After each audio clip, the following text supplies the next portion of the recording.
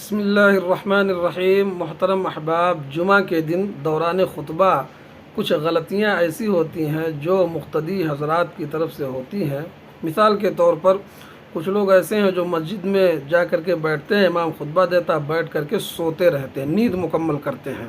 اسے روکا گیا حدیث کے اندر۔ اللہ کے نبی صلی اللہ علیہ وسلم نے فرمایا، اذا جاء احدکم فی المسجد یوم الجمعۃ فلیتحول من مجلسہ اذا نعس احدکم، جب تم میں سے کسی کو اونگھ آئے، نیند آئے جمعہ کے دن مسجد کے اندر، تو اس کو چاہیے کہ وہ اپنی جگہ کو بدل لے، یعنی اسی جگہ پر بیٹھ کر کے نیند نہ مکمل کرے، اپنی جگہ کو تبدیل کر لے۔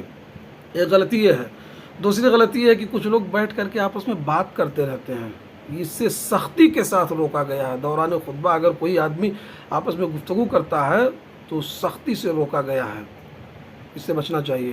اور تیسری غلطی یہ ہے کہ کچھ لوگ دیوار سے اور کھمبے سے ٹیک لگا کر کے بیٹھے رہتے ہیں، امام خطبہ دیتا ہے، نہ تو امام کی طرف دیکھتے نہ خطیب کی طرف دیکھتے، بس وہ اپنے آپ میں مگن رہتے، اس سے بھی روکا گیا۔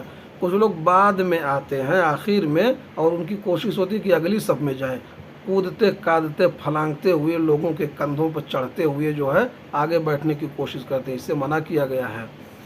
آدمی جہاں ہے، جو بعد میں آیا، جہاں جگہ پائے وہیں بیٹھے، کوشش نہ کرے کہ وہ اگلی صف میں جائے، لوگوں کو تکلیف پہنچائے۔ اللہ تعالی ہم سب کو عمل کی توفیق دے، آمین۔